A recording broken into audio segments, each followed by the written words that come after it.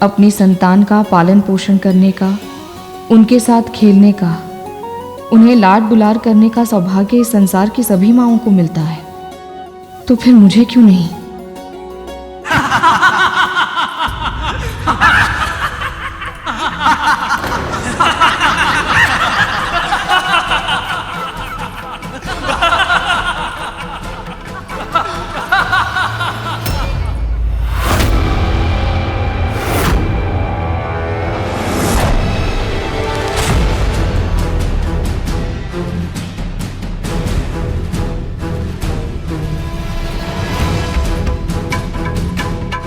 तो विंता को मुझसे और मेरे बलशाली पुत्रों से ईर्ष्या हो रही है। आज मैं तुम सबकी शक्ति, चुस्ती और सामर्थ्य की परीक्षा लेना चाहती हूँ। परीक्षा? कैसी परीक्षा माँ?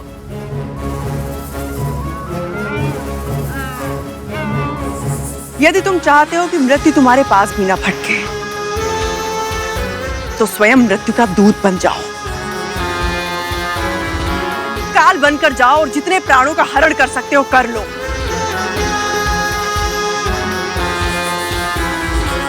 आज की परीक्षा में विजेता वही कहलाएगा जो जितना अधिक रक्त बहाएगा।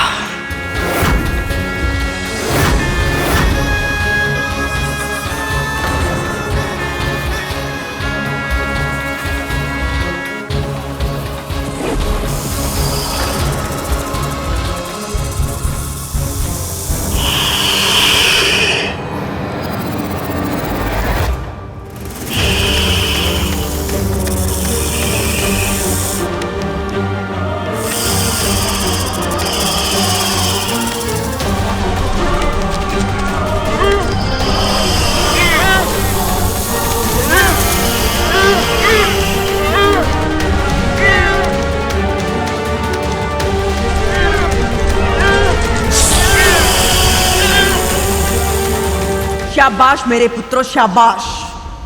इतनी आत्माओं को उनके शरीर से मुक्त कर दो कि यमराज को भी तुमसे ईर्ष्या होने लग जाए।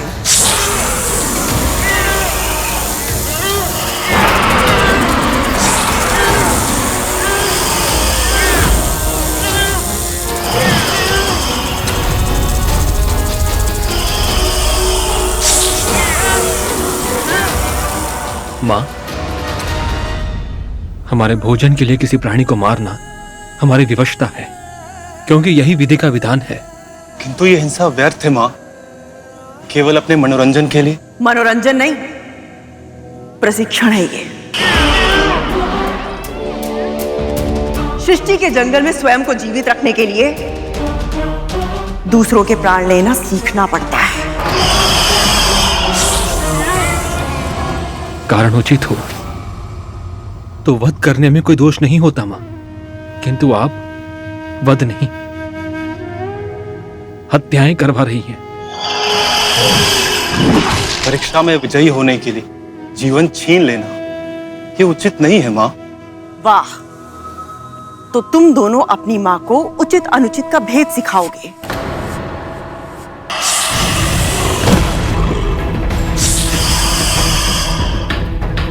हमें क्षमा कर दीजिए मां, महल लौटने की आज्ञा दीजिए।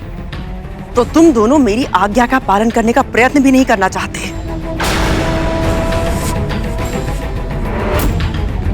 जाओ। कद्रू मां का अहंकार इतना अधिक हो गया था कि वो ना तो हमें सुनना चाहती थी, ना ही हमारा दृष्टिकोण समझना चाहती थी। अर्थहीन भीषण रक्तपात देखकर हमारे हृदय में पीड़ा के बवंडर उठ रहे थे, परंतु उन्हें हमारी पीड़ा का आभास तक नहीं था। अपनी आंखें फेर ली थी उन्होंने हमसे, और ऐसे में जब विंता मां हमारी सहायता के लिए आगे आई। मां, वो कैसे? तुम्हारे सभी भाइयों का जन्म हो चुका है। उनकी माँ के हृदय में प्रसन्नता किसी हिरणी की तरह कुलाचे भर रही है। ये हर्ष उल्लास, ये प्रसन्नता अनुभव करने का अवसर कब दोगे तुम दोनों मुझे? कितनी आकुल हूँ मैं तुम्हें निहारने के लिए, अपनी गोद में खिलाने के लिए, अपने हाथों से भोजन कराने के लिए। जो कुछ भी मुझे ज्ञात है वो सब तुम्हें सिखाने के लिए। पर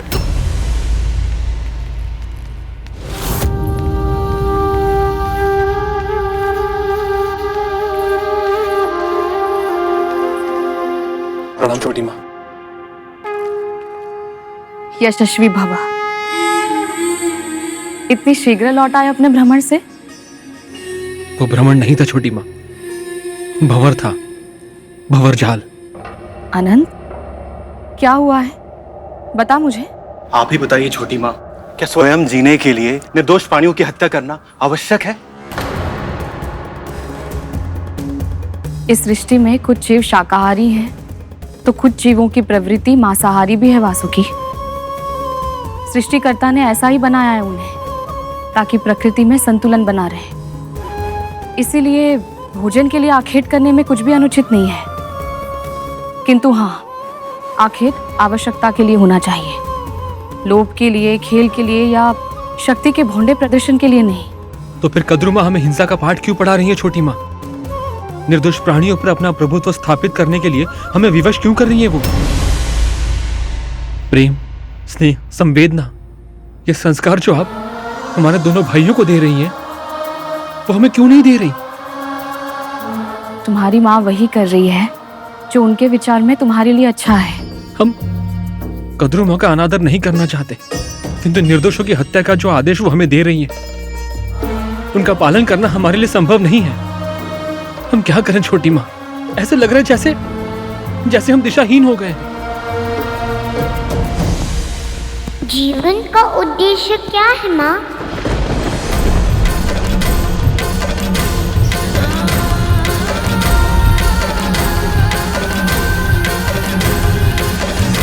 पुत्र,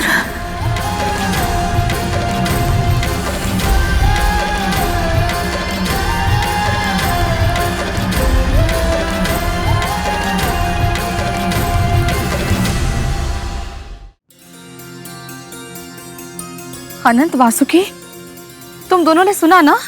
क्या छोटी माँ? नहीं तो कुछ हुआ क्या?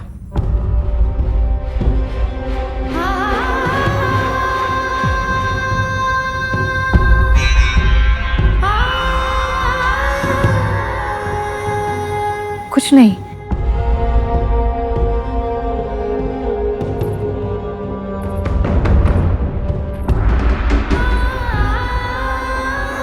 इस संसार में हमारा जन्म क्यों हुआ है, हमारे जीवन का उद्देश्य क्या है, हमें ये जीवन कैसे जीना चाहिए, ये ऐसे प्रश्न हैं जो हम सभी के मन में कभी ना कभी उठते हैं। पर इनका सही उत्तर पाने का माध्यम केवल एक ही है, अपने आराध्य की भक्ति।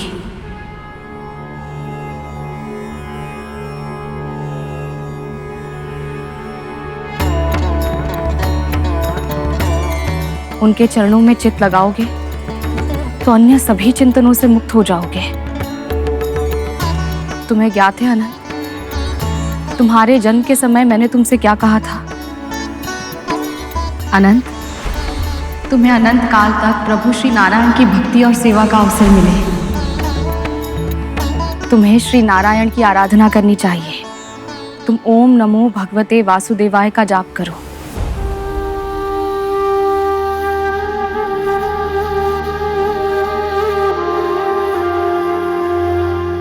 और तुम्हें मैंने शिव भक्ति का आशीर्वाद दिया था वासुकी। तुम ओम नमः शिवाय का जाप करो, तुम दोनों के मन को शांति अवश्य मिलेगी।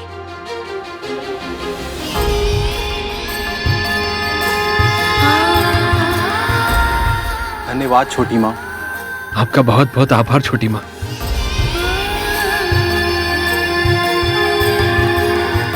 यशस्वी भवा। ओम नमो भगवते वासुदेवाय नमः। ओम नमो भगवते वासुदेवाय नमः। ओम नमो भगवते वासुदेवाय नमः। और इस प्रकार विंता माँ हमारी प्रथम गुरु बनी। जानते हो गुरु के बिना ना तो ज्ञान की प्राप्ति होती है, ना ही भगवान की। यदि विंता माँ ने मुझे भक्ति का मार्ग ना दिखाया होता तो मेरे लिए यहां तक पहुंचना संभव नहीं था अपने आराध्य, अपने भगवान के दर्शन करने, उनके समीप रह पाने का सौभाग्य मुझे कभी नहीं मिल पाता।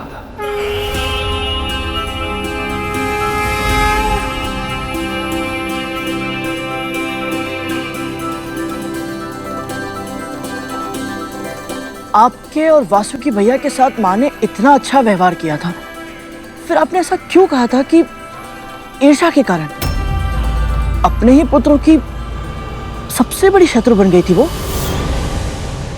भैया, जो भी हुआ था, जैसा भी हुआ था, मुझे बताइए। विंता मां के मन में ईर्ष्या अवश्य पनप रही थी,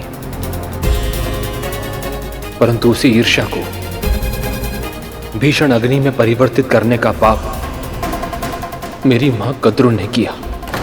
हमारे नाग भाइयों के जन्म के पश्चात हमारे पिता ने संसार के कल्याण के लिए एक बहुत बड़े यज्ञ का आयोजन किया था, और धर्मपत्नी होने के नाते कद्रू मां, दीति मां और विंता मां भी वहां आई थी। गरुड़, व्यंग बाण जब अहंकार के उन्माद में छोड़े जाते हैं तो उनकी धार और अधिक तीक्ष्ण हो जाती है। फिर विंता मां तो पहले से ही ईर्ष्या के ताप में व्याकुल थी। वो उन व्यंग बाणों के प्रहार से नहीं बच पाई। सुना है तुम्हारी संतानें भूमि पर रेंगने में कुशल है। इच्छा अनुसार विष उगलने में भी अत्यधिक कुशल है मेरी संतानें। उनके विष की एक बूंद से देवदानव क्षण भर में अपने प्राण त्याग सकते हैं। तो फिर देवताओं को अवश्य तुम्हारे पुत्रों से डरना चाहिए। हमें किसी से कोई भय नहीं, क्योंकि जब तक गुरु भार्गव का आशीर्वाद हमारे ऊपर है, हमें कुछ नहीं हो सकता। मेरे पुत्रों को किसी से कोई भय नहीं। भय तो विंता को होना चाहिए। इतना समय हो गया है, मेरे 1 सहस्त्र पुत्र जन्म ले चुके हैं, किंतु उसके 2 डिमों में से एक भी डिम परिपक्व नहीं हुआ। न जाने उसमें कुछ है भी या नहीं। कद्रू दीदी, अरे विंता, क्रोधित क्यों हो रही हो? इसमें क्रोधित होने वाली कोई बात नहीं। जितना समय तुम्हारी संतानें टीमों में से बाहर आने में लगा रही हैं, तो शंका तो स्वाभाविक है ना? कहीं ऐसा तो नहीं विंता कि तुम्हारे डीम सड़ गए हो? विचार करो, संभावना ही आगे चलकर सत्य बनती है।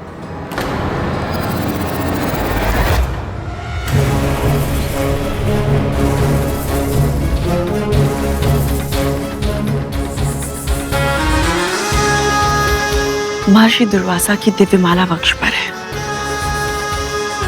किंतु तुम्हारे कानों में अभी तक संतान की किलकारी नहीं सुनाई थी। कोई ना कोई तो समस्या अवश्य है।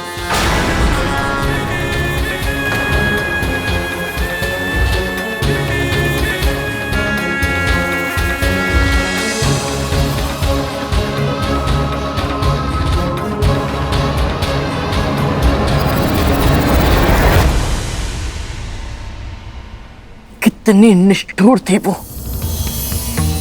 मेरी माँ पहले से ही दुखी थी, और वो दोनों बहनें होकर भी अपनी बहन का कष्ट समझने के स्थान पर उन्हें और अधिक पीड़ा पहुंचा रही थी। अहंकार दीमक की तरह होता है गरुड़, जो भीतर ही भीतर हमारी सारी अच्छाइयों को खा जाता है, और जब तक हमें पता चलता है तब तक बहुत देर हो चुकी होती है। एक और जहां दीदी मां और कद्रू मां विंता मां को नीचा दिखाने में जुटी हुई थी, वहीं दूसरी ओर देवराज इंद्र कुछ ऐसा करने जा रहे थे जिसका प्रभाव तुम पर, तुम्हारे भाई पर और समस्त सृष्टि पर पड़ने वाला था। ऐसा क्या किया था देवराज इंद्र ने? ओम नमो भगवते वासुदेवाय। ओम नमो भगवते वासुदेवाय। ओम नमो भगवते वासुदेवाय। ओम नमो भगवते वासुदेवाय। ओम नमो भगवते वासुदेवाय। ओम नमो भगवते वासुदेवाय। ओम नमो। ठहरो,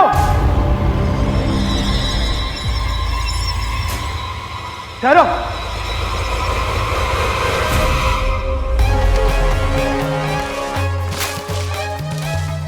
नीचे देखकर चला करो। देवराज इंद्र हूं मैं, मेरी दृष्टि स्वर्ग पर है, भूमि की ओर देख के नहीं चलता मैं। दानवों से पराजित होकर भी अहंकार नहीं गया तुम्हारा? मेरे अहंकार पर कटाक्ष करने से पहले आप अपनी आकृति तो देख लीजिए। सजावट की वस्तु हैं आप और मुझे आदेश देने चले हैं। मुझे आदेश देने से पहले आप अपने आकार और मेरे विस्तार का अंतर तो देख लेते। देखिए मैं कितना विशाल हूं, आप सबसे विशाल। मूर्ख, और उपहास कर रहा है? तूने तो ये वस्त्र भी भिक्षा से अर्जित किए हुए हैं। वो तो तेरे माता पिता के तपोबल का प्रताप है कि तू सर्वस्व खोकर भी अपना शीश इन कंधों पर सुरक्षित रख पा रहा है। एक छोटी सी लकड़ी तो आप सब मिलकर उठा नहीं पा रहे, किंतु अभिमान इतना कि मेरा अपमान करने का दुस्साहस कर रहे हैं। हम आकार में भले ही छोटे हैं, लेकिन हम मिलकर जब कोई कार्य करते हैं तो असंभव को भी संभव बना देते हैं।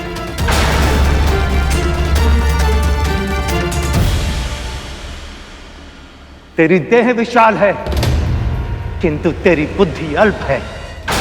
तू ये समझ ही नहीं सकता। तन छोटा होने का अर्थ तुच्छ होना नहीं होता है। हम तो तुझे यहां आशीर्वाद देने आए थे, किंतु अब हम तुझे श्राप देंगे। श्राप, श्राप, श्राप। और अपनी तप शक्ति को साक्षी रखकर हम भगवान विष्णु से प्रार्थना करते हैं कि ऋषि कश्यप को अगली संतान के रूप में ऐसा पुत्र देना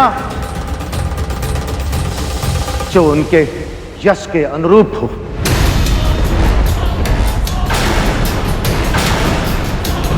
जो इंद्र से सहस्त्र गुणा अधिक शक्तिशाली और बुद्धिमान हो। इंद्र से सहस्त्र गुणा अधिक शक्तिशाली और बुद्धिमान हो। शक्तिशाली और बुद्धिमान हो। शक्तिशाली और बुद्धिमान हो। जो प्रत्येक अहंकारी के अहंकार का नाश करे। जो प्रत्येक अहंकारी के अहंकार का नाश करे।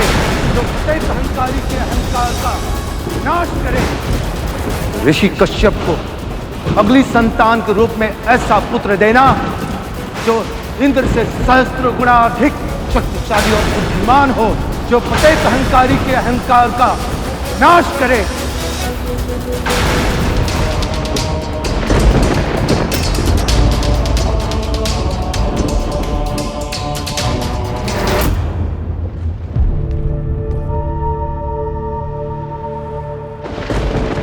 पिताजी, मुझसे भूल हो गई।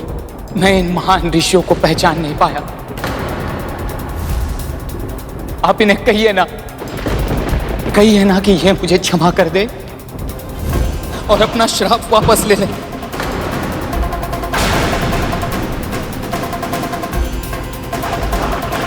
कहिए ना पिताजी।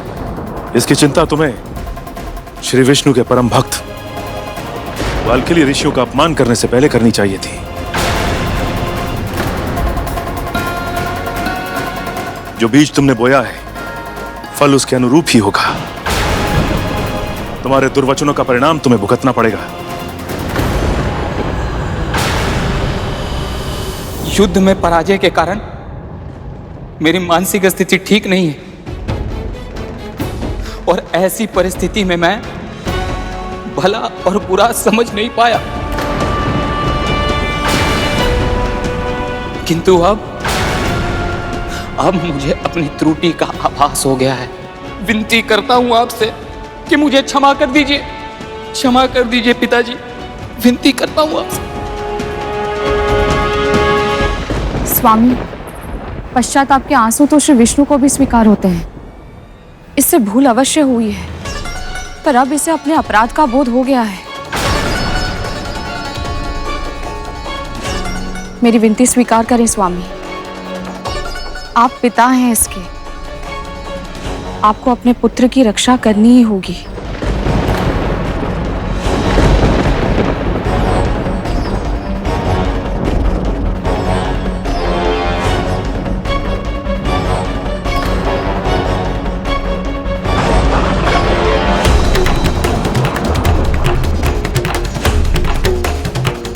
ऋषिवर, मुझे ज्ञात है कि मेरे पुत्र का अपराध क्षमा के योग्य नहीं है, और मुझे यह भी ज्ञात है कि आपका दिया हुआ श्राप अब वापस नहीं लिया जा सकता।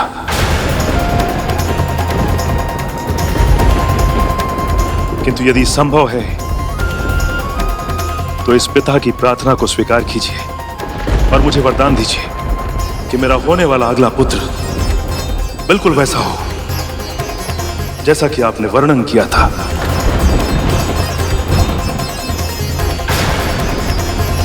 किंतु उसका राज्य क्षेत्र पाताल और स्वर्ग ना, अपितु आकाश हो।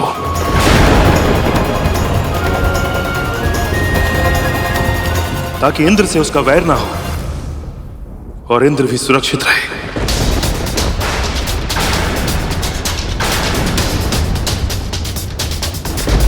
हम आपका अनुरोध अस्वीकार कैसे कर सकते महर्षि?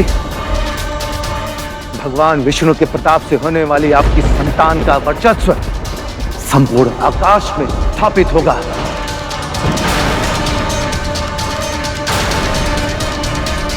महाबुद्धिमान, महाबलवान, आकाश का इंद्र कहलाएगा वो, आकाश का इंद्र कहलाएगा वो।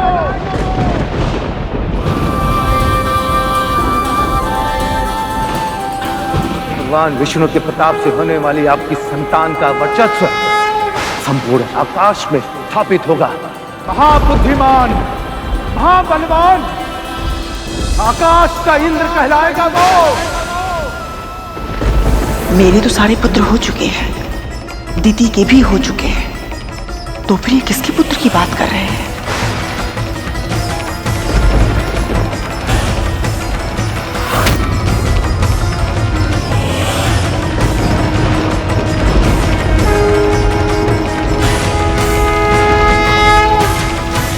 आप धन्य हैं ऋषिवर, धन्य हैं आप।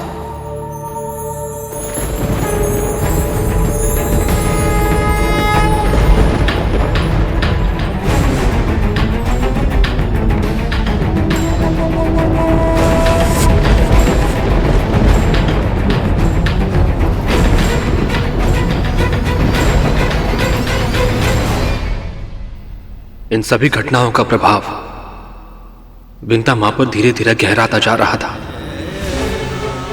ईर्ष्या, असुरक्षा और निराशा उनके विश्वास को धीरे धीरे नष्ट करने लगी थी, और ऐसे में कद्रू मां ने अपना अंतिम दांव खेला। बस करो।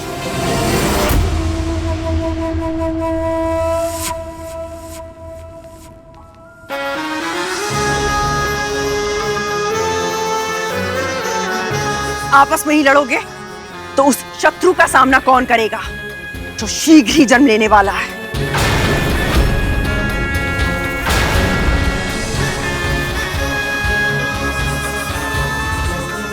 किसकी मृत्यु ने पुकारा है मां? कौन है वो मूर्ख जो हमारा सामना करने का दुस्साहस करेगा मां? विंता एक बार फिर से जीत गई। सिद्ध ऋषियों का वरदान है कि तुम्हारे पिता का होने वाला अगला पुत्र आकाश का इंद्र बनेगा, और वो अदिति के पुत्र इंद्र से 1 सहस्त्र गुना अधिक शक्तिशाली होगा। अब केवल विंता के डिमों का परिपक्व होना शेष है। इसका अर्थ यह है कि वो महाशक्तिशाली आकाश का सम्राट कोई और नहीं, विंता का होने वाला पुत्र ही होगा।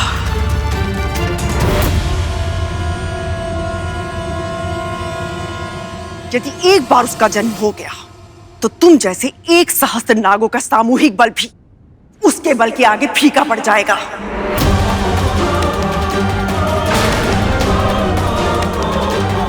आप व्यर्थ की चिंता कर रही हैं मां। एक तो क्या, 1 सहस्त्र इंद्र भी जन्म क्यों ना ले ले, कद्रु पुत्र तक्षक को कोई पराजित नहीं कर पाएगा। आत्मविश्वास आवश्यक है पुत्र, किंतु उसकी अति प्राणघातक हो सकती है। अपने शत्रु से झगड़ा करने से अच्छा है कि कुछ ऐसा करो कि तुम्हारा शत्रु जन्म ही ना ले पाए।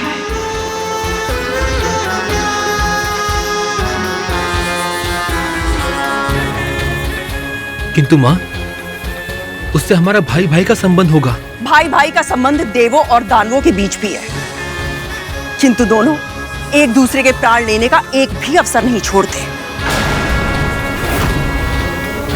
तुम्हारे संबंधों में कटुता नहीं आएगी, इस बात का क्या प्रमाण है तुम्हारे पास? वो तो हम पर निर्भर करता है मां।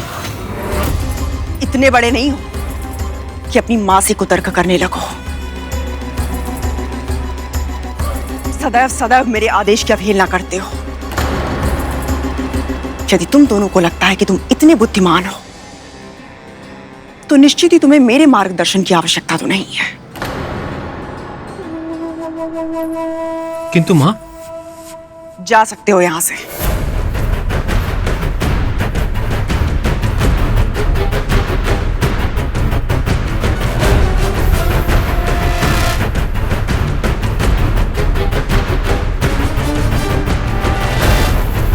यदि तुम्हें इस समस्त संसार का विजेता बनना है, तो तुम्हें आकाश के इंद्र को जन्म लेने से रोकना होगा।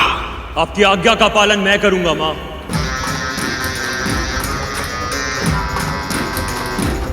अभी जाकर उन डिमों को निकल जाऊंगा मैं। रुको कालिया,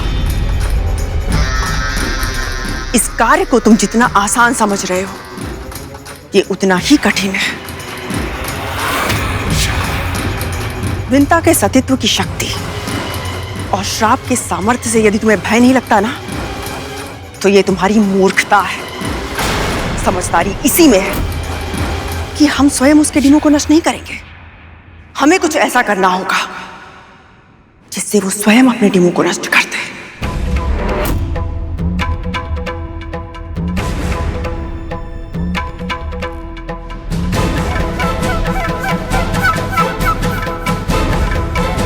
हमें ये कार्य बल से नहीं, कुटिलता से करना होगा मां। तुम सबके साथ देखकर विंता को ईर्ष्या होती है मुझसे। उसकी इसी दुर्बलता को बढ़ाना होगा, उसकी आशा को निराशा में बदलना होगा। फिर देखना, विंता स्वयं ही अपने डिमों को नष्ट कर देगी। परंतु मां, ये सब होगा कैसे?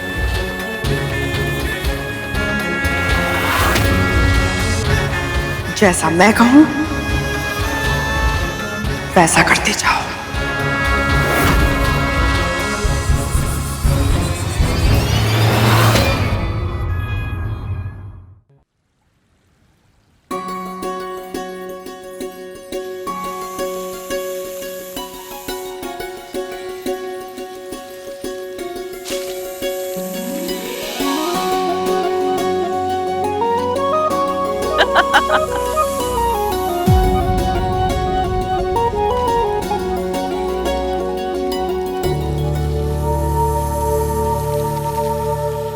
सत्य कहा है सभी ने, अपने पुत्रों के साथ समय बिताने से बड़ा और कोई आनंद नहीं है संसार में।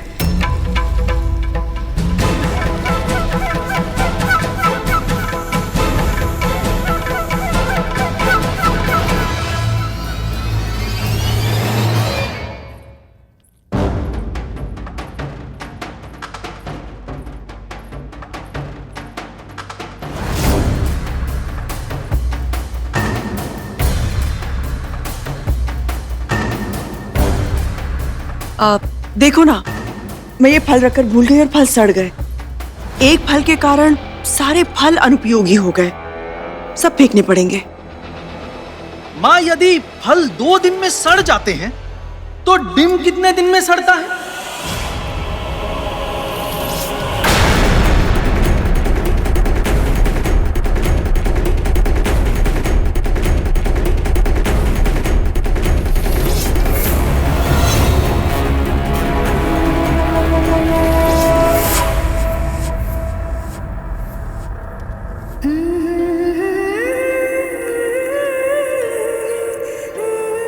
अपनी माँ के धैर्य की और कितनी परीक्षा लोगे तुम?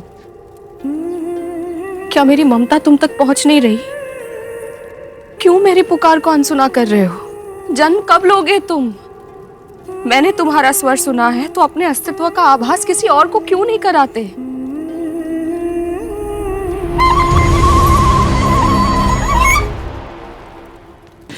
तक्षक भैया, इस मुरली से इतनी मधुर ध्वनि कैसे निकलती है? बांस जितना खोखला होता है ना, उसकी ध्वनि उतनी ही मधुर होती है कालिया। अच्छा, फिर तो छोटी माँ के इन डिमों से और भी मधुर ध्वनि निकलेगी। समय के साथ इन सभी घटनाओं का प्रभाव विंता माँ पर गहराता जा रहा था। ईर्ष्या, असुरक्षा और निराशा उनके विश्वास को धीरे धीरे नष्ट करने लगी थी। ऐसे में कद्रू माँ ने अपना अंतिम दांव चला।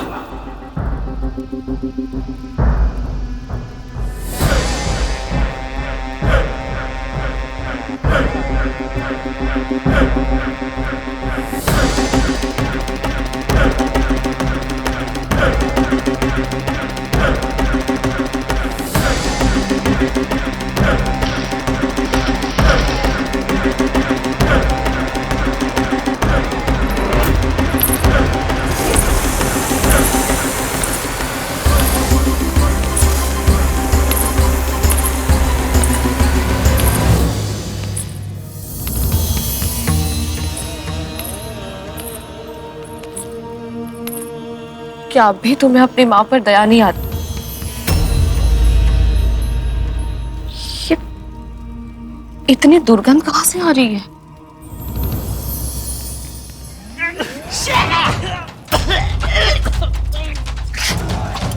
अरे छोटी माँ, ये सड़ांग कैसी है? हमसे ये दुर्गंध सहन नहीं हो रही है।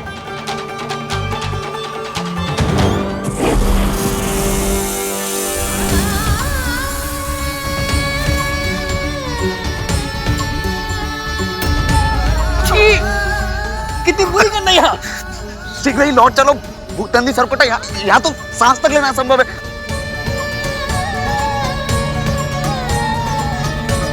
कहाँ से आ रही है ये कुवास?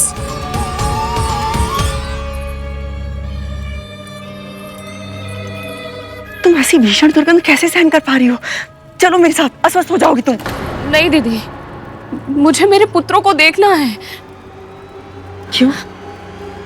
क्या तुम्हें भी लगता है तुम्हारे डिम सड़ गए हैं? वैसे ईश्वर ना करे पर सड़ ही गए होंगे, नहीं तो इतनी आसानी दुर्गंध कहाँ से आती? विशेष पुत्र पाने की इच्छा में तुमने कुछ अधिक ही प्रतीक्षा कर ली है, क्योंकि स्वाभाविक जन्म होता तो अब तक हो गया होता ना। तुम मेरे साथ चलो, प्रातः आकर देख लेना। यदि अभी देखना है तो डिम फोड़ना होगा ना।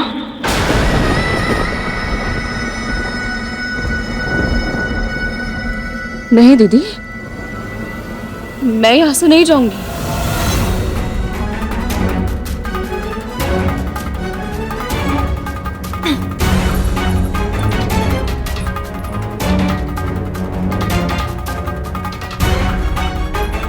जितना समय तुम्हारी संतानें टीमों में से बाहर आने में लगा रही हैं, तो शंका तो स्वाभाविक है। कहीं ऐसा तो नहीं विंता कि तुम्हारे डीम सड़ गए हो?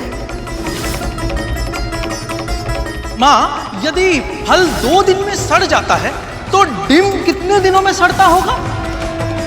इसे जो धारण करेगा उसे ऐसी प्रतापी संतान प्राप्त होगी जिसके नाम और यश की कीर्ति समस्त ब्रह्मांड में फैलेगी। महर्षि दुर्वासा की दिव्य माला वक्ष पर है, किंतु तुम्हारे कानों में अभी तक संतान की किलकारी नहीं सुनाई थी। कोई ना कोई तो समस्या अवश्य है। विशेष पुत्र पाने की इच्छा में तुमने कुछ अधिक ही प्रतीक्षा कर ली है, क्योंकि स्वाभाविक जन्म होता तो अब तक हो गया होता ना। तुम्हारे डीमे सड़ गए। विशेष पुत्र पाने की इच्छा में स्वाभाविक जन्म होता तो अब तक हो गया होता ना। ठहरिए छोटी माँ।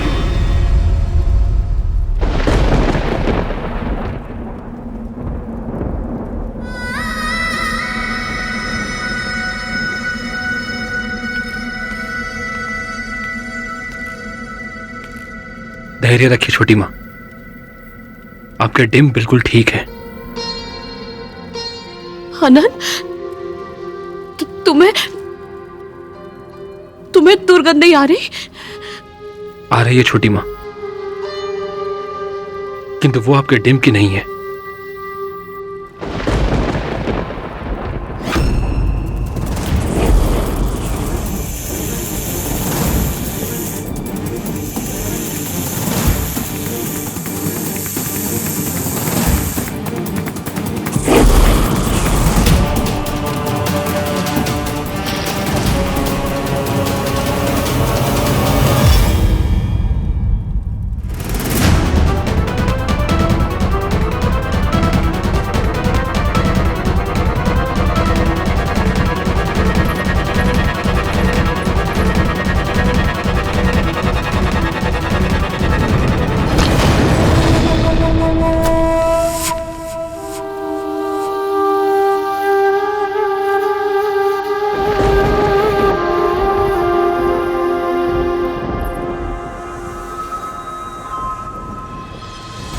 अनंत, मुझे समझ नहीं आ रहा मेरे डिम परिपक्व क्यों नहीं हो रहे। तुम सबके जन्म को 500 वर्ष बीत चुके हैं, कोई डिम इतने समय तक संतान का पोषण करता रहे, ये कैसे संभव है? यदि अधिक उत्तम परिणाम की इच्छा हो तो उसके लिए अधिक परीक्षा और अधिक प्रतीक्षा करनी पड़ती है। यही विधि का विधान है छोटी माँ। अदिति माँ भी तो कब से तपस्या कर रही हैं। वही हमारे लिए सबसे बड़ी प्रेरणा है। ओम नमो नारायणाय नमः।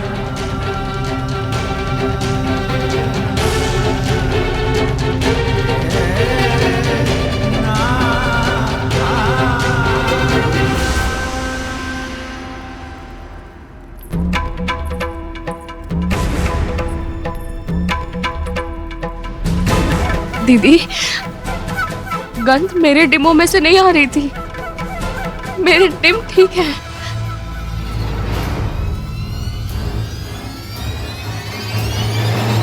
तुम्हारी ममता ने यह आभास तुम्हें पहले क्यों नहीं करवाया विंता? सत्य तो यह है कि तुम्हारा हृदय भी जानता है कि कोई ना कोई समस्या अवश्य है। मैंने अपने पुत्र का स्वर सुना है। झूठे आश्वासन से तुम स्वयं को बहलाना चाहती हो विंता। मैं तुम्हारी बहन हूं, कैसे तुम्हें झूठी आशा की जाल में फंसने दे सकती हूं मैं?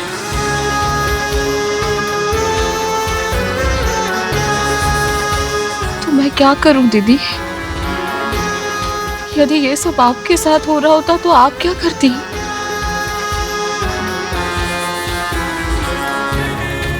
पांच 500 वर्षों तक तो बिल्कुल भी प्रतीक्षा नहीं करती। कम से कम एक दिन तो अवश्य फोड़ के देख लेती।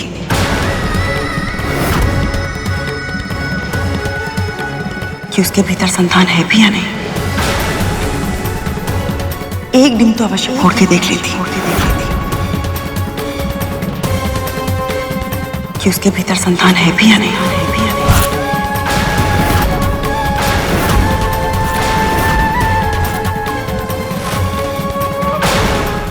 पर इसे मेरा सौभाग्य कहूं या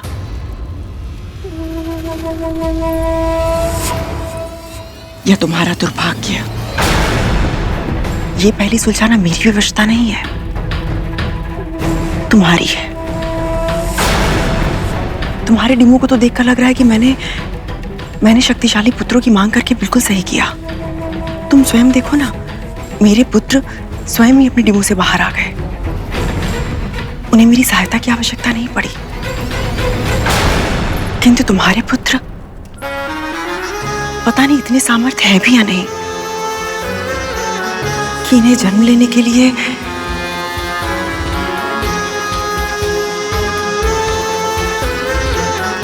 तुम्हारी सहायता की आवश्यकता हो।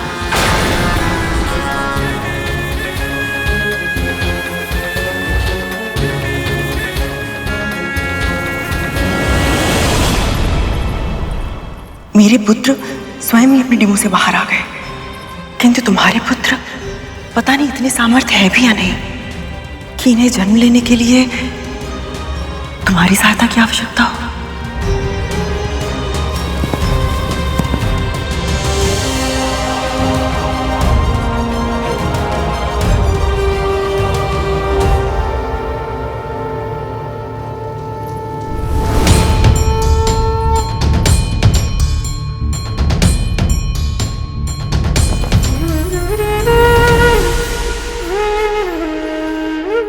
मेरे साथ ऐसा क्यों हो रहा है प्रभु? क्यों मेरा मन अपनी ही बहन के पुत्रों को देखकर ईर्ष्या से भर उठा है? क्यों मेरे हृदय में अपने डिमो के विषय में शंका बढ़ती जा रही है? इस उहापोह की स्थिति में और अधिक रहना मेरे लिए संभव नहीं है नारायण। मुझे मेरे पुत्र प्रदान कीजिए, या तो मां बनने की मेरी आशा को ही समाप्त कर दीजिए, या फिर मुझे कोई स्पष्ट संकेत दीजिए कि मेरे डिम संतान ही नहीं है, उनमें मेरे पुत्र पल रहे हैं, वो सुरक्षित हैं। मुझे बताइए प्रभु, कोई संकेत दीजिए।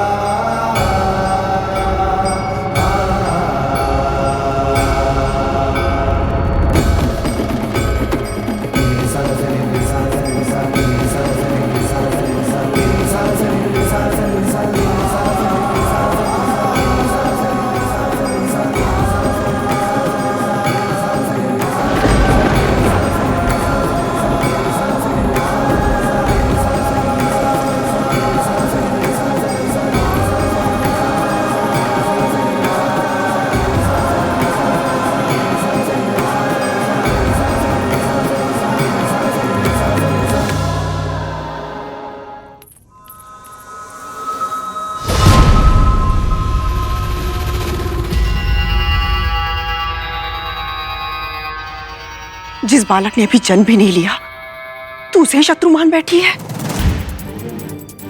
अपनी बहन के साथ ऐसा विश्वासघात की कि उसके पुत्र के अस्तित्व को मिटाना चाहती है तू, क्योंकि तुझे ऐसा लगता है कि वो तेरे पुत्रों से अधिक शक्तिशाली होगा। क्यों इतना घनघोर विश्वास है तुझे कि वो तेरा और तेरे पुत्रों का अहित ही करेगा? तुझे तेरी बहन की सच्चाई, उसके स्नेह, उसके संस्कारों पर तनिक भी विश्वास नहीं है।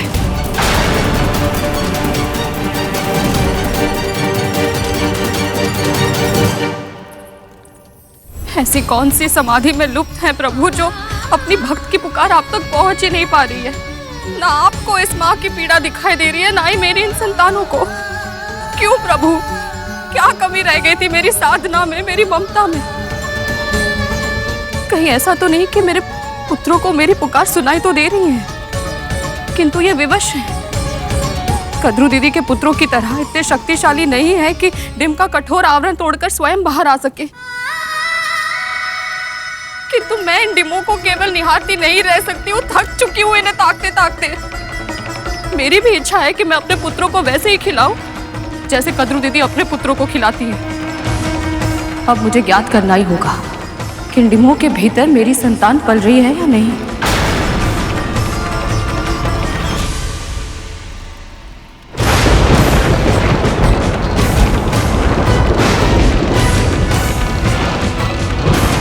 जितना समय तुम्हारी संतानें डीमों में से बाहर आने में लगा रही हैं, कहीं ऐसा तो नहीं विनता कि तुम्हारे डीम सड़ गए हो? पुत्र पाने की इच्छा में तुमने कुछ अधिक, क्योंकि स्वाभाविक जन्म होता तो अब तक हो गया होता ना।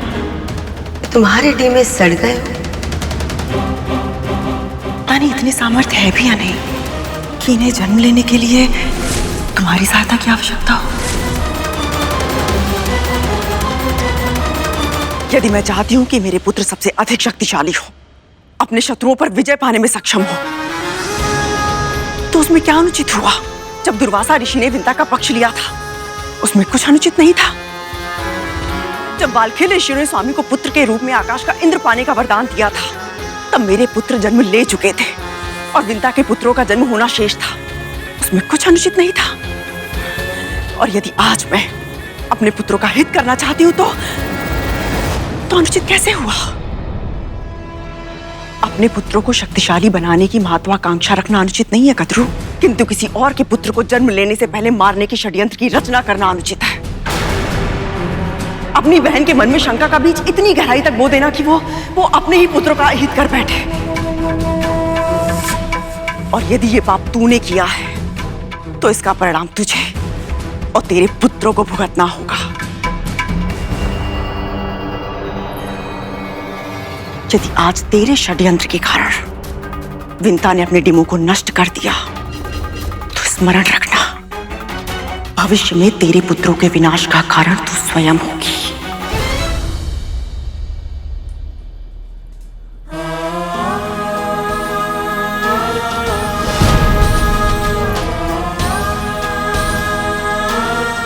हे नारायण, ये क्या कर दिया मैंने? मुझे विंता को रोकना होगा, मुझे विंता को रोकना होगा। कहीं ऐसा तो नहीं विंता कि तुम्हारे डी में सड़ गए? पता नहीं इतने सामर्थ्य है भी या नहीं कि इन्हें जन्म लेने के लिए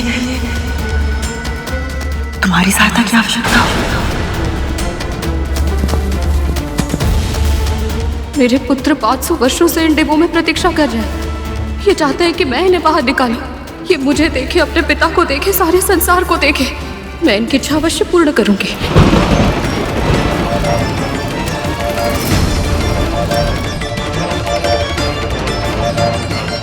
अब मैं वही करूंगी जो इस परिस्थिति में कद्रू दीदी करती है। 500 वर्षों से मैं प्रतीक्षा कर रही हूँ, अब और नहीं। अब मैं अपने पुत्रों का मुख देख कर ही रहूंगी। जन्म लेने में इनकी सहायता अवश्य करूंगी मैं।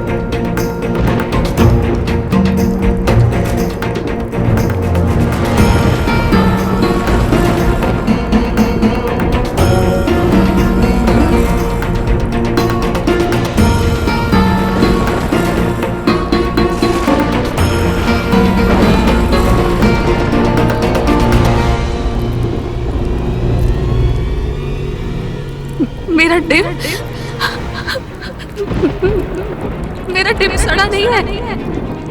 मेरा पुत्र जन्म ले रहा है।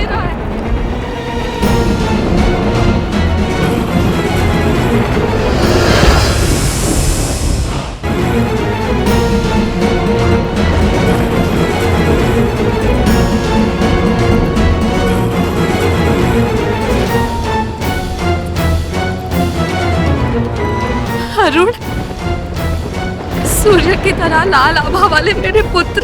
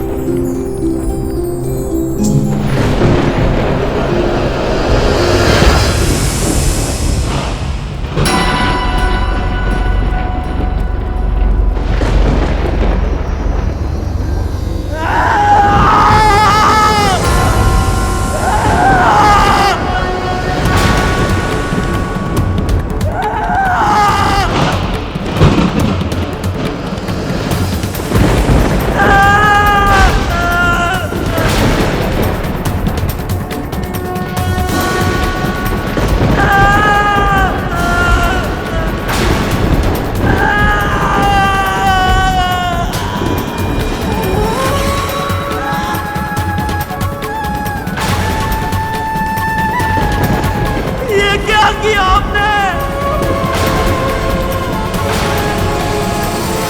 ईर्ष्या के वश में अपने ही पुत्र को विकलांग बना दिया।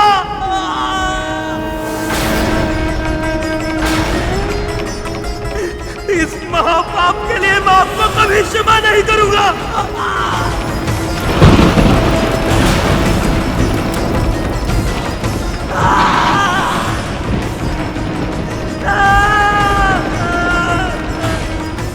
असुरक्षा और मत्सर जैसे दोषों ने आप और आपकी बहन दोनों की बुद्धि हर ली और मुझसे छीन लिया मेरा गौरव और मेरा भाग्य। इसका मूल्य आपको चुकाना होगा। अपने किए का दंड आपको भोगना होगा माता।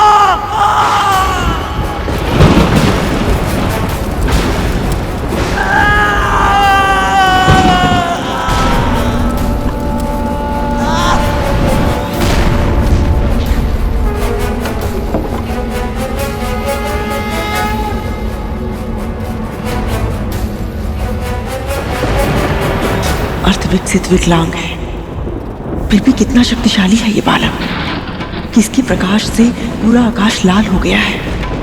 यदि क्रोध में उसने मुझे कोई श्राप दे दिया तो?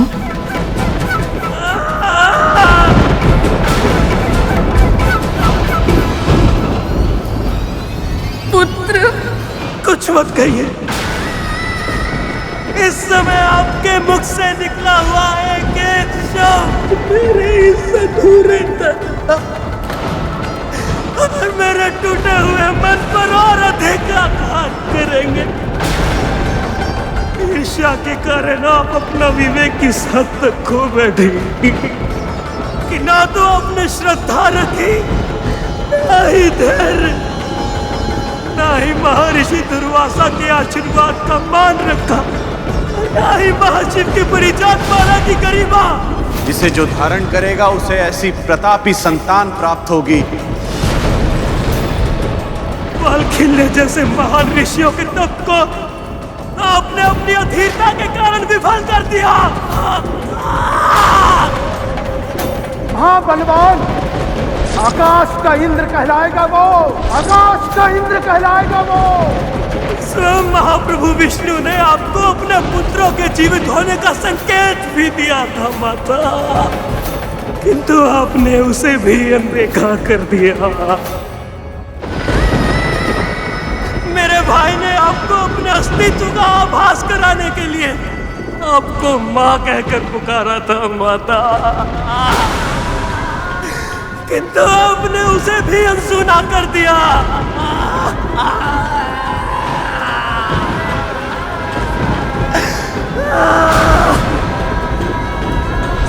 माँ,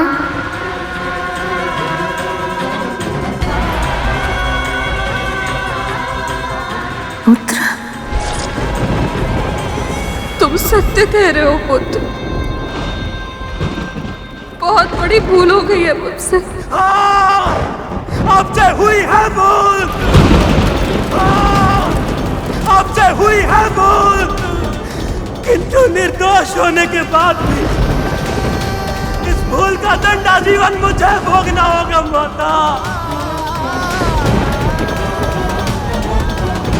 एक माँ का कर्तव्य होता है अपने पुत्र की रक्षा करना, किंतु आप तो ऐसी मां निकली जिन्होंने अपने ही पुत्र पर ऐसा प्रहार किया, इसकी पीड़ा मुझे आजीवन शारीरिक और मानसिक रूप से सहनी होगी। जब जब अपने ही साधे अपंग शरीर को देखूंगा, आपको ही अपना अपराधी पाऊंगा।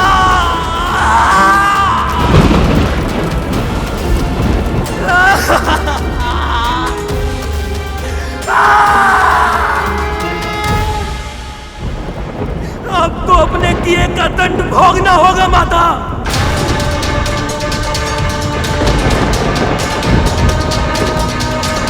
इस समय जो भीषण और असहनीय कष्ट मुझे हो रहा है, ऐसा ही कष्ट आपको भी प्रतिपल सहना होगा। जिस बहन की बातों में आकर आपने मुझे ये श्रापित जीवन दिया है, वही बहन आपको आजीवन कष्ट देगी और अब चाहकर भी उसके आदेशों को अनसुना नहीं कर पाएंगी माता।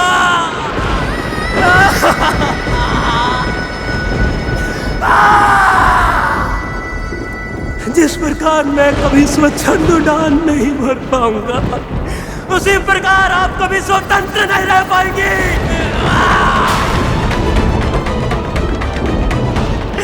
जिस प्रकार मैं अपनी विवशता का दास बन गया हूं,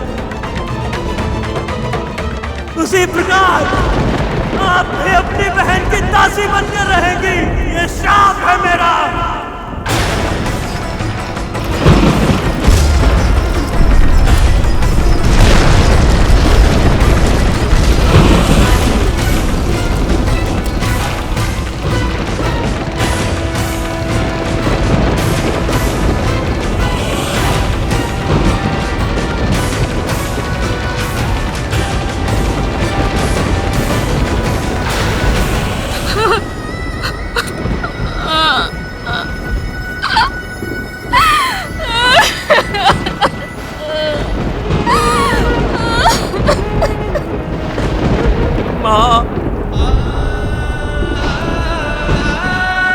तूने क्या किया पुत्र?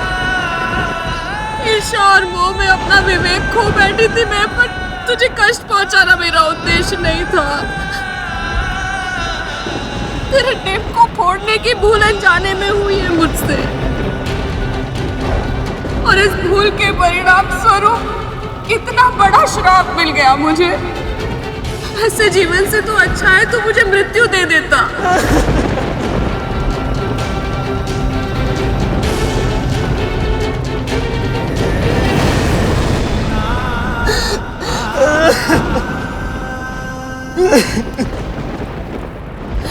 क्रोध भी उतना ही बड़ा दोष है माता,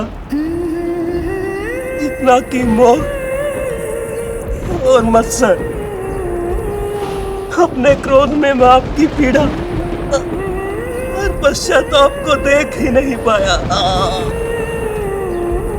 आपकी ईर्ष्या तो देखी, किंतु उसके पीछे छिपी आपकी ममता का आभास नहीं कर पाया मैं।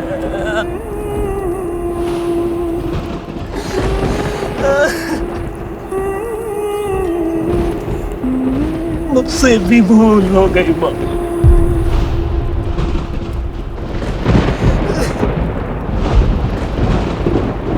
यदि मैं अपने श्राप को वापस ले सकता तो। वो संभव नहीं है पुत्र, किसी के लिए भी नहीं। इस श्राप ने मेरे लिए नर्क के द्वार खोल दिए हैं पुत्र। ऐसा नर्क जिससे मैं कभी मुक्त नहीं हो पाऊंगी।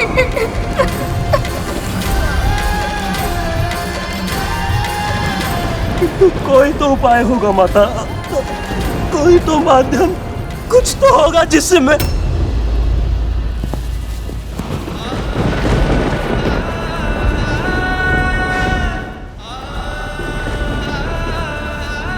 माँ, यदि आपके एक पुत्र ने आपको भीषण श्राप दिया है, तो वही आपका ये दूसरा पुत्र आपको श्राप के बंधन से मुक्त करवाएगा।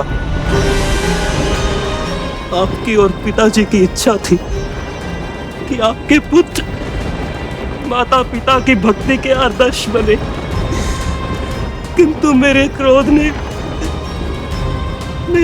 ने मुझे इस पुनीत उद्देश्य में विफल कर दिया।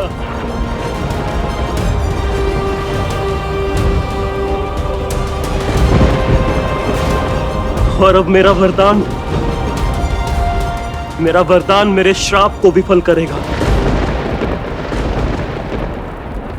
500 साल बाद जन्म लेने वाला आपका यह पुत्र आपको इस दास्ता से मुक्त करवाने के लिए आकाश पाताल एक कर देगा माँ।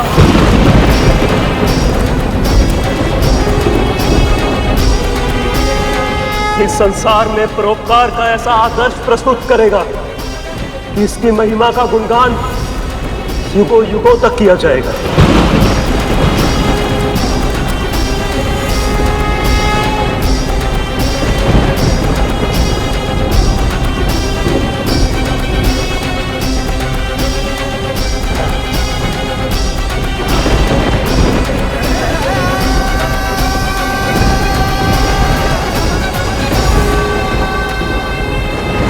जब तूने श्राप दिया था मुझे लगा था मेरा समस्त जीवन अब अंधकार की अथाह खाई में डूब गया है, पर अपने भाई को यश का वरदान देकर तूने मेरे अंधकार में आशा का उजाला भर दिया है।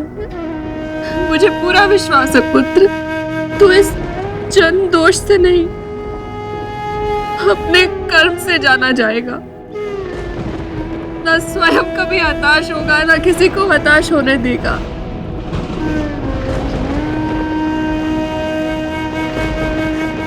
अब श्रद्धा और धैर्य के साथ 500 वर्ष मेरे भाई के जन्म लेने की प्रतीक्षा कीजिएगा माँ।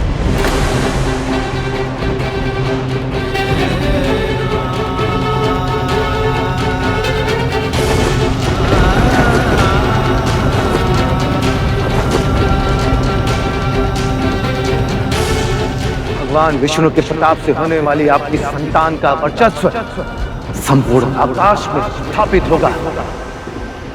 महाबुद्धिमान, महाबलवान, आकाश का इंद्र कहलाएगा वो, आकाश का इंद्र कहलाएगा वो। यदि आपके एक पुत्र ने आपको भीषण श्राप दिया है तो वही आपका ये दूसरा पुत्र आपको श्राप के बंधन से मुक्त करवाएगा।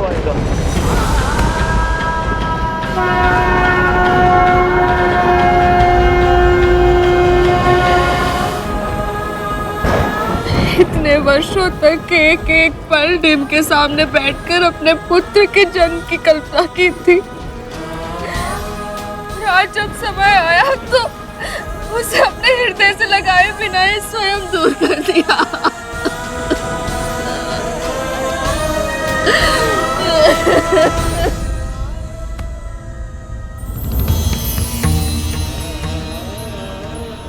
माँ ने अरुण भैया के स्थान पर मेरा डिम क्यों नहीं फोड़ा? यदि ऐसा होता तो कम से कम अरुण भैया स्वस्थ रहते। भले मैं अपंग क्यों ना रह जाता। ये विचार उचित नहीं है गरुड़। जो होता है किसी न किसी कारण से ही होता है। नियति के गर्भ में अरुण के लिए कुछ और ही था, जिसे पाने के लिए उसने सूर्य देव की आराधना की। ओम सूर्य देवाय नमः। ओम सूर्य देवाय नमः। ओम सूर्य देवाय नमः।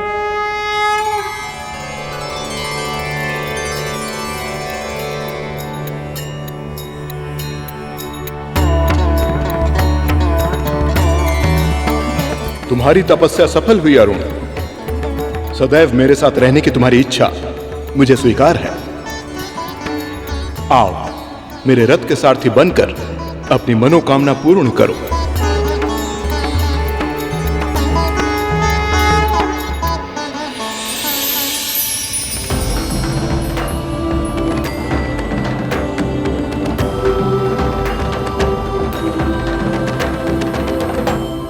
सूर्य देव का सारथी बनकर पूरे जगत में प्रकाश फैलाना ही अरुण का भाग्य था।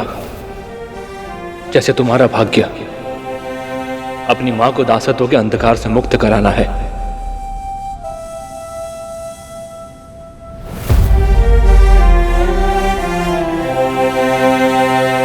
क्या सच में अरुण भैया के श्राप के कारण ही मां दासी बनी थी? सांसारिक घटनाएं इतनी सरल नहीं होती गरुड़। अरुण ने क्रोध में श्राप अवश्य दिया था, किंतु वो सत्य सिद्ध हुआ मेरी मां कद्रू के कारण। उनके साथ हुई दुर्घटना के बाद भी कद्रू मां बदली नहीं थी। उन्होंने ऐसी परिस्थितियां उत्पन्न की जिनके कारण विंता मां की नियति इतनी दुखद बन गई।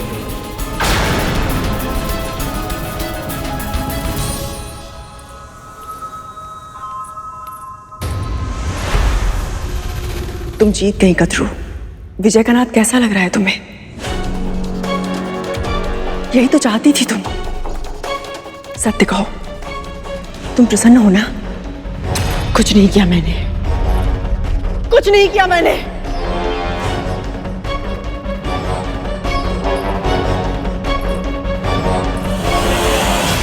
अस्वीकार करने से तुम्हारा किया मिट नहीं जाएगा। भले ही आज तुम अरुण के श्राप और उसके क्रोध से बच गई हो, किंतु भूलना मत, प्रकृति एक ऐसी मां है जो अपनी किसी भी संतान के साथ अनुचित होते हुए नहीं देख सकती। तुम्हारे कारण विंता आज अपने पुत्रों से दूर हुई है, वैसे तुम्हें भी अपने पुत्रों का विछोह सहना होगा।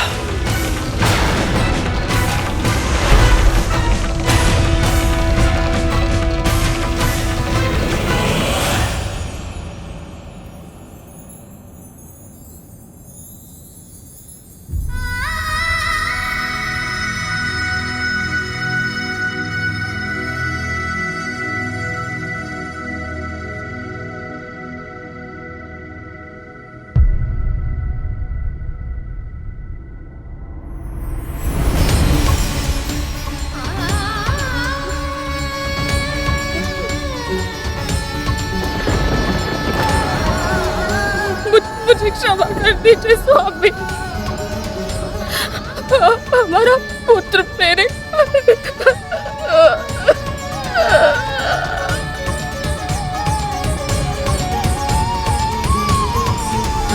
जो हो चुका है उसके विषय में सोचने से कोई लाभ नहीं बनता। अपने आने वाले पुत्र के लिए अपने मन को स्थिर कीजिए और अपने खोए हुए धैर्य को पुनः अर्जित कीजिए। आपसे जो भूल हुई है उसके बाद आपके दूसरे पुत्र के प्रति आपका दायित्व और बढ़ जाता है। अब आपको शारीरिक रूप से ही नहीं, मानसिक और आत्मिक रूप से भी शक्तिशाली बनना होगा, ताकि हमारा पुत्र अरिष्टवर्ग अर्थात अपने 6 विकारों पर सदैव नियंत्रण रख सके, ताकि उसके हृदय में कभी द्वेष, ईर्ष्या और वैर ना आए। और इसके लिए सबसे पहले आपको अपने हृदय से ये सारे विकार हटाने होंगे। अपनी बहन कद्रू को क्षमा करना होगा आपको।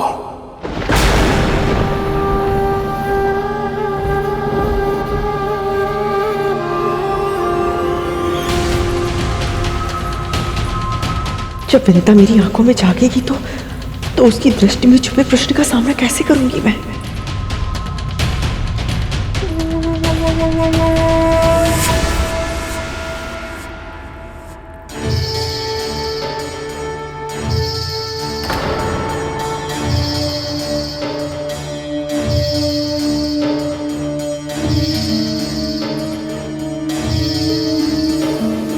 शेष, वासुकी, ये क्या वेश है?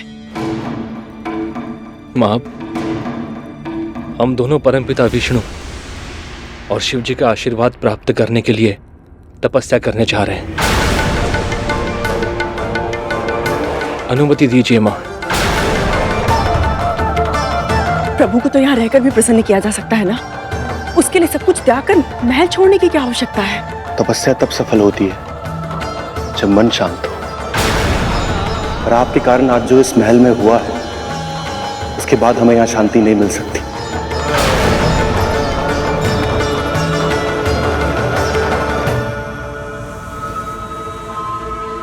तो तुम दोनों अपनी मां को और अपने सगे भाइयों को इस संकट के समय में छोड़कर जाना चाहते हो और बहाना कर रहे हो तपस्या का। ऐसी बात नहीं है मां। हमारी प्रवृत्ति आप सभी से विपरीत है और यहां रहकर आपकी आज्ञा का उल्लंघन करना हमारे लिए संभव नहीं होगा मां। आपके अनुचित आदेश को मानकर अपने अंतर्मन के स्वर को अनसुना करना भी अब हमारे लिए संभव नहीं होगा माँ। माँ, हम भक्ति की शक्ति प्राप्त करना चाहते हैं। आप भी यही चाहती थी ना कि हम शक्तिशाली बने। हमें आज्ञा दीजिए माँ। अनंत, तुम्हें अनंत काल तक प्रभु श्री नारायण की भक्ति और सेवा का अवसर मिले। जैसे अनंत को नारायण की सेवा का सौभाग्य मिलेगा, वैसे ही तुम्हें मिलेगी महाकाल शिव की भक्ति। एक बार फिर हार गई मैं, और वो जीत गई मुझसे। अपने पुत्र को खोकर भी वो मुझसे जीत गई। मुझे तो लगा था कि वो मेरे पुत्र को आशीर्वाद दे रही है, जबकि वो मुझसे मेरे सबसे बड़े और सबसे शक्तिशाली पुत्र को छीनने का षड्यंत्र रच रही थी। ये आप क्या कह रही हैं माँ? विंता माँ का हमारे इस निर्णय से कोई संबंध नहीं है। यह निश्चय हमारा है।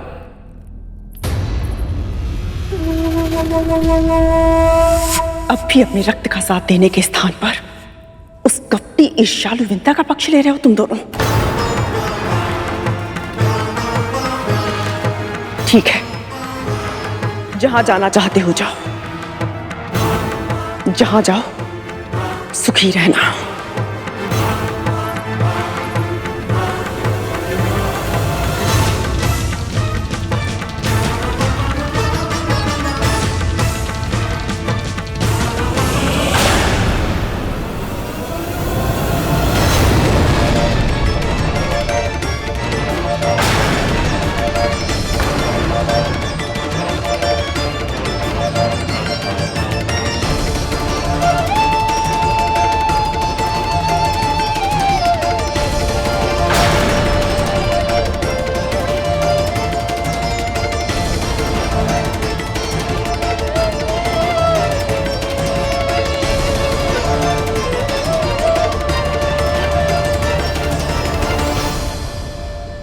जो हुआ उसके लिए मैं कद्रू दीदी को दोष नहीं देती। त्रुटि तो मेरी है ना, अपराध तो मुझसे हुआ है। अपने कर्मों के लिए कोई और नहीं, केवल मैं ही उत्तरदायी हूँ स्वामी। मेरी भक्ति में कोई कमी रह गई होगी ना, तभी तो ऐसे संकट के समय में अपने प्रभु की कृपा पर विश्वास नहीं रख पाई मैं। आपसे यही आशा थी विंता। अब आप अपने मन, वचन और कर्म से भगवान विष्णु के भक्ति मार्ग का अनुसरण करें, और उनके श्राप जितना निष्ठुर है उतना ही परोपकारी भी। और उसके श्राप के कारण आपकी भक्ति और प्रभावी बनेगी। और जब हमारा दूसरा पुत्र जन्म लेगा तो आपके भक्ति के संस्कारों में तप कर कुंदन बनेगा, और केवल आपके दुख का निवारण नहीं करेगा वो, अभी तो सारे जग के दुख का निवारण करेगा। शारीरिक और मानसिक क्षमता में अद्वितीय, बलशाली, अपराजय एवं ऐसा आदर्श होगा जिस पे केवल आपको और हमें नहीं, पूरे संसार को गर्व होगा। ऐसा पुत्र।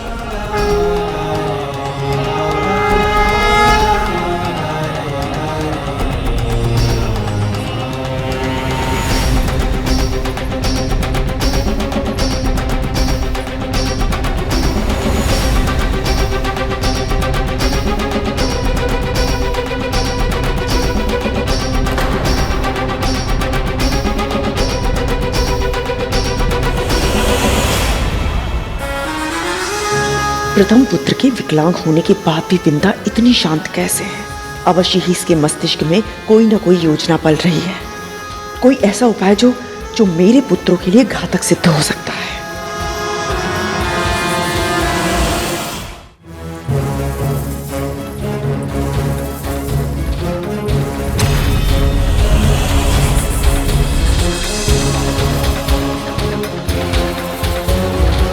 भगवान विष्णु के प्रताप से होने वाली आपकी संतान का वर्चस्व संपूर्ण आकाश में स्थापित होगा। महाबुद्धिमान, महाबलवान, आकाश का इंद्र कहलाएगा वो, आकाश का इंद्र कहलाएगा वो। माँ, हम दोनों परमपिता विष्णु और शिव जी का आशीर्वाद प्राप्त करने के लिए तपस्या करने जा रहे हैं।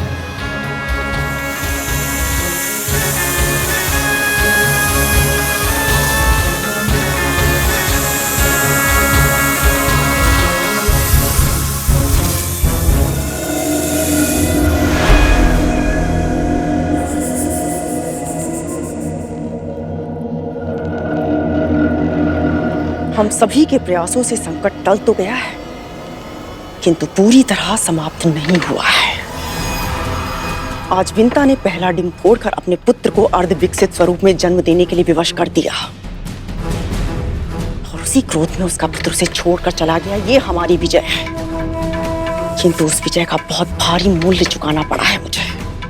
मेरे 2 पुत्र शेषनाग और वासुकी हम सबको छोड़कर चले गए। पर वो कहाँ गए हैं माँ, और क्यों? परिवार द्रोही है वो, अपने रक्त को छोड़कर चले गए, क्योंकि उनके मन में हमारे विरोधी के लिए सहानुभूति उपजती है। न कोई प्रश्न होगा, न कोई चर्चा होगी। आज के बाद मैं इस महल में उन दोनों का नाम भी सुनना नहीं चाहती। विंता का एक पुत्र तन से दुर्बल है, अब हमें सुनिश्चित करना होगा कि उसका दूसरा पुत्र मानसिक रूप से भी दुर्बल हो और आत्मिक रूप से भी, ताकि जो विजय हमें मिली है वो कल हमसे छिन ना जाए। स्मरण रखना, खड्गेन आक्रम में भुंजीता, खड्गेन आक्रम में भुंजीता, खड्गेन आक्रम में भुंजीता। इतना सब कुछ हो गया, आप दोनों ने महल छोड़ दिया, फिर भी बड़ी माँ का हृदय नहीं पिघला।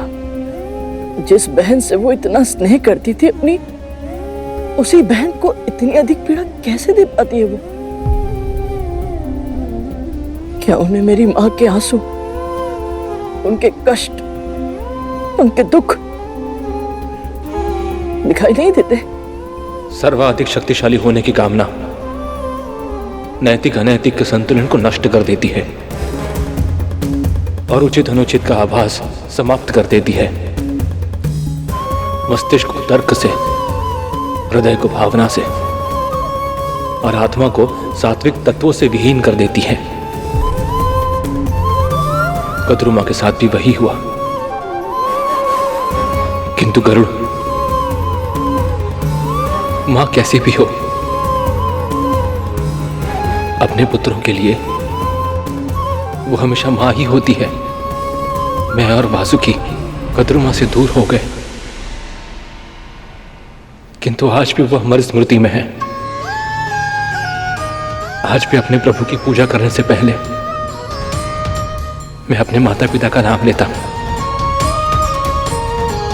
आंखें बंद करके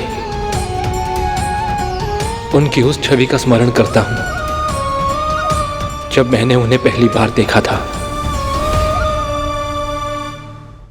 बड़ी माँ की पहली छवि आपके लिए सुखदायक है, किंतु अरुण भैया,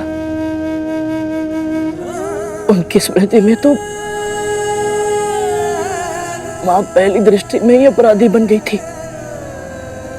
जन्म लेते ही जो पहला भाव उनके मन में आया था वो घृणा का था।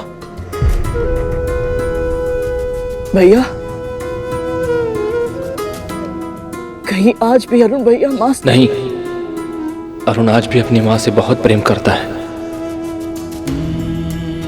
प्रत्येक रात्रि उन्हें स्मरण करके वो रोता है और उसके आंसू ओस बनके पूरी धरती पर बरसते हैं।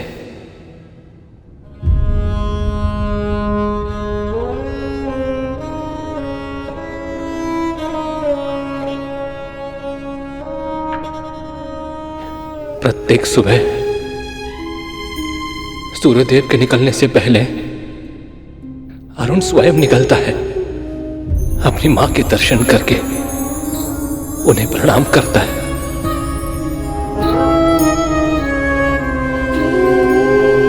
और तुम्हारी मां भी अपने चेहरे पर अपने पुत्र की लालिमा का अनुभव करके मुस्कुराती है, प्रसन्न होती है।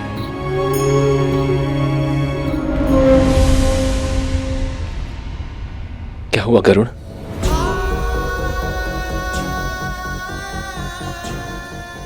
कुछ नहीं भैया,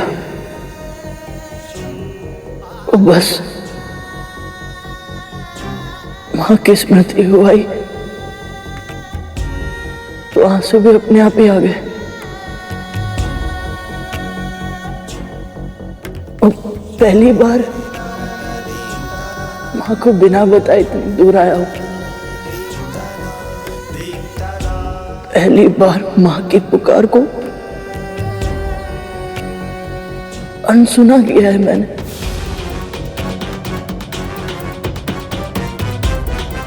केवल इसीलिए कि मैं अपनी माँ को दास्ता से मुक्त करा सकूं।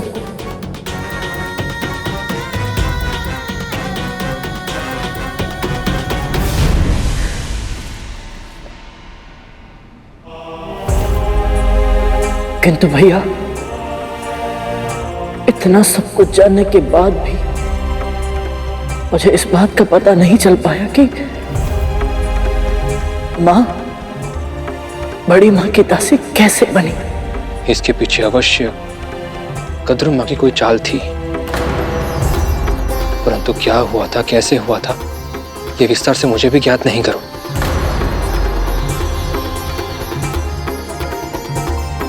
तो क्या मेरी ये यात्रा व्यर्थ हो जाएगी? यदि शेष भैया भी नहीं जानते तो फिर मुझे कैसे पता चलेगा इसके आगे का सत्य? कैसे पूरा होगा मेरा संकल्प? कैसे मुक्त कराऊंगा मैं अपनी माँ को दास्ता के जीवन से?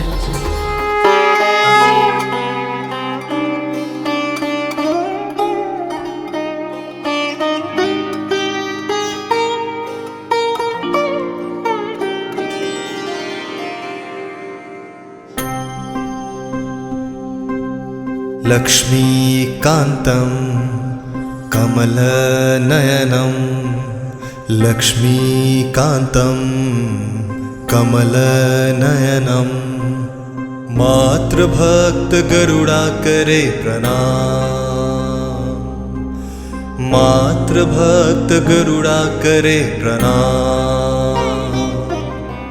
जिस माँ को मैं पूजता हूँ उनके मन में हरि आप बसते हैं। जब सबके दुख आप हरते हैं तब हर हर हरि कहलाते हैं। तो करो प्रभु मेरी माँ की दुखों को विराम। लक्ष्मीकान्तं कमलनयनं लक्ष्मीकान्तं कमलनयनं मातृभक्त गरुड़ा करे प्रणाम, मातृभक्त गरुड़ा करे प्रणाम।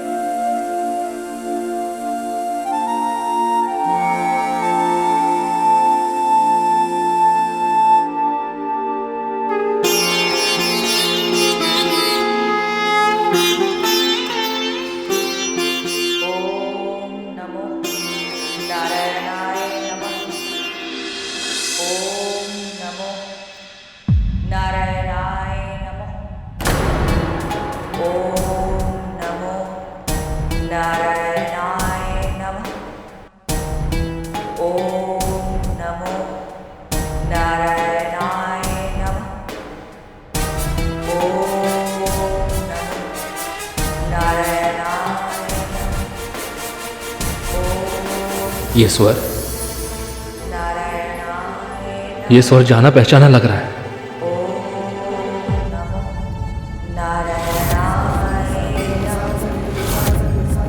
ओम नमो नारायणाय नमः।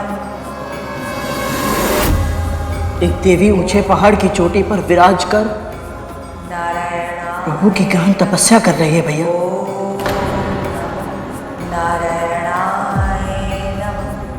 ओम नमो नारायणाय नमः। ये तो देवताओं की माँ है, अदिति माँ। ओम नमो नारायणाय नमः। ओम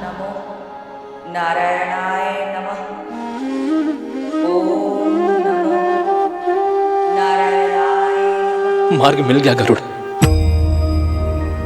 विंता माँ के साथ क्या हुआ था, इसका उत्तर तुम्हें अदिति माँ के पास ही मिलेगा। किंतु भैया, वो तो कठोर तपस्या में लीन है। जो कठोर तपस्या में लीन होते हैं ना, उनके दर्शन मात्र से सारी बाधाएं दूर हो जाती हैं। विश्वास रखो गरुड़, अविलंब अदिति माता के पास जाओ। जी भैया। तुम्हें देखकर कितनी प्रसन्नता हुई है कि शब्दों में वर्णन करना संभव नहीं है मेरे लिए। बस अब एक ही प्रार्थना है, शीघ्र अतिशीघ्र विंता मां को उनके कष्टों से मुक्त कराओ और तुम्हें फिर से वैकुंठ आने का सौभाग्य मिले। मेरी भी यही इच्छा है भैया कि भगवान श्री विष्णु के आशीर्वाद से मुझे वैकुंठ आने का सौभाग्य प्राप्त हुआ तो हम दोनों भगवान श्री विष्णु और मां लक्ष्मी के दर्शन एक साथ कर पाए।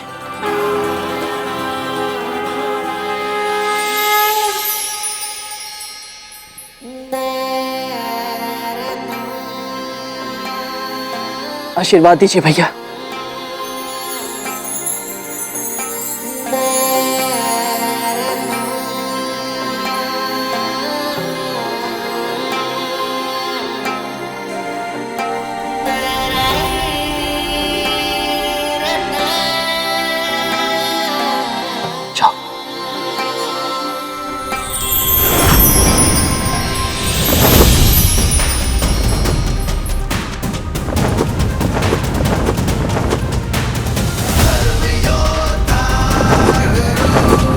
ओम विष्णवे नमः। ओम विष्णवे नमः। ओम विष्णवे नमः। ओम विष्णवे नमः। ओम विष्णवे नमः। ओम विष्णवे नमः। घी समाप्त हो रहा है।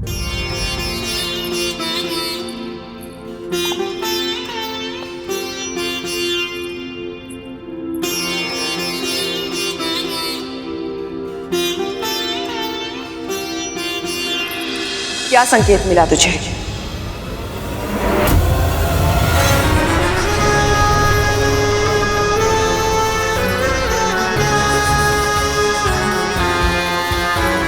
मैं जानती हूं गरुड़ के साथ तेरा आत्मिक संबंध है।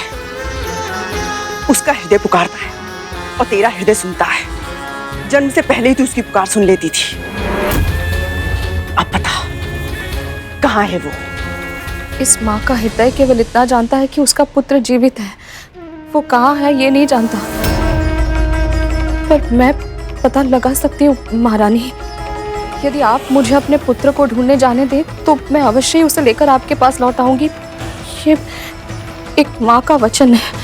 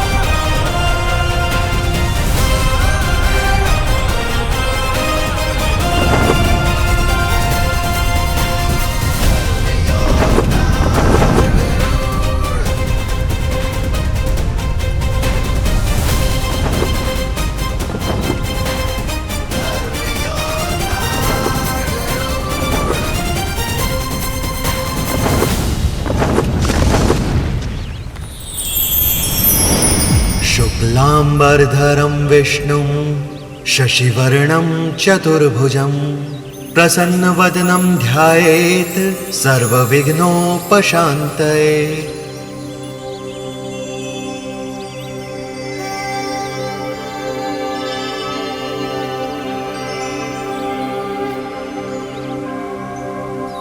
यस्य स्मरणमात्रेण जन्म संसार बंधनात् विमुच्यते नमस्तस्मै विष्णवे प्रभ विष्णवे।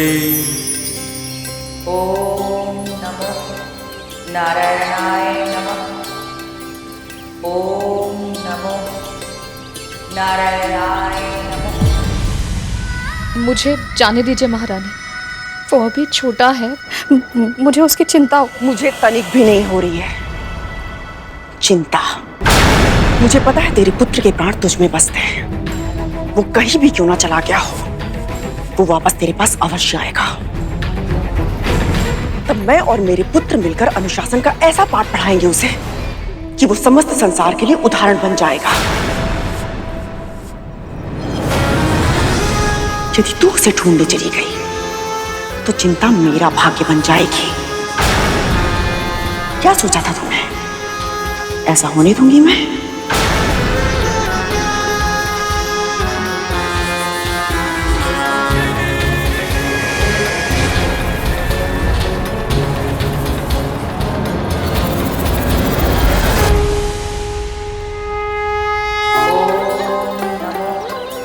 नारायणाय नमः।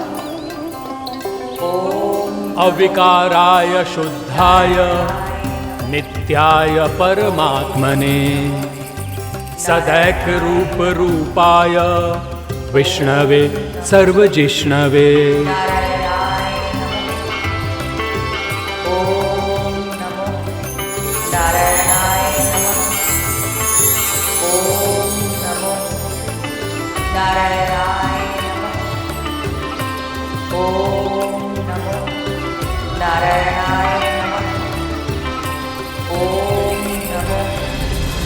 नारायणाय नमः। ओम नमो नारायणाय नमः। ओम परम पिता विष्णु की भक्ति का प्रभाव चेतन प्राणियों में ही नहीं, जड़ वस्तुओं तक में समा गया है। अद्भुत है अदिति माँ की भक्ति। ओम नमो नारायणाय नमः। ओम नमो नारायणाय नमः। ओम नमो नारायणाय नमः। ओम नमो नारायणाय नमः। ओम नमो नारायणाय नमः। ओम नमो। तपस्या का प्रताप मुझे निकट नहीं जाने दे रहा। निश्चित ही मुझे इनकी साधना में विघ्न नहीं डालना चाहिए। नारायणाय नमः। ओम नारायणाय नमः। ओम नारायणाय नमः। ओम नमो नारायणाय नमः। अदिति माँ, आपकी इस परम भक्ति का साक्षी बनना मेरा सौभाग्य है। प्रभु का नाम केवल आपके मुख से ही नहीं, सीधे आत्मा से निकलते प्रतीत हो रहे हैं। ओम नमो। माँ कहती है कि आत्मा से की हुई पूजा ही महान होती है। अदिति माँ, आज आपको ऐसे तप करते देख मुझे माँ का स्मरण हो आया।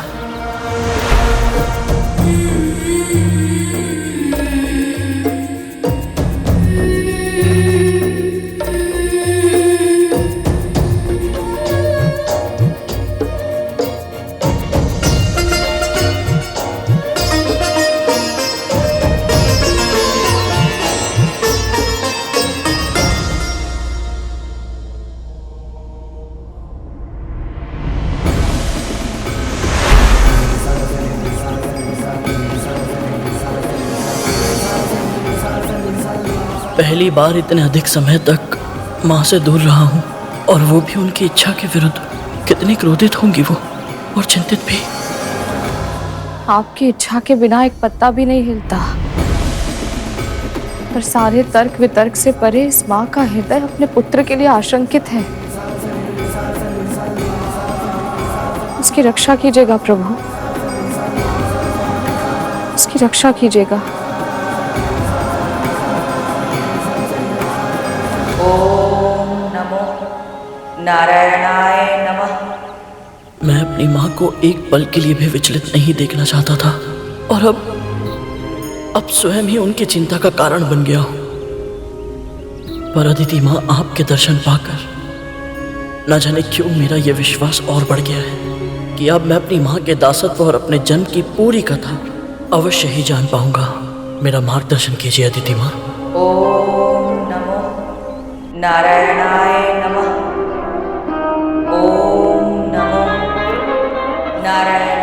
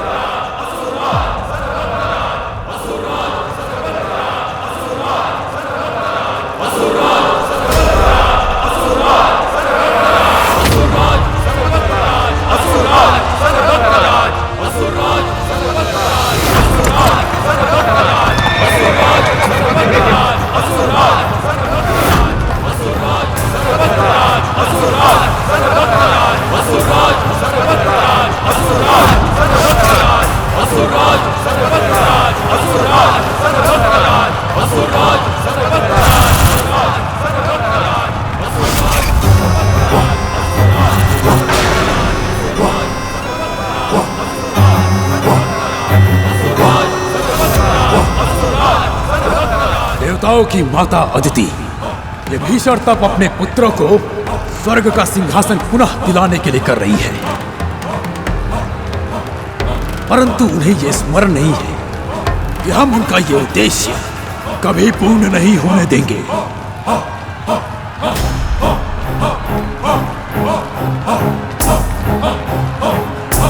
हमें उनका ये तप भंग करना है ताकि स्वर्ग ही नहीं लोक पर केवल हमारा राज हो, केवल और केवल हम असुरों का राज।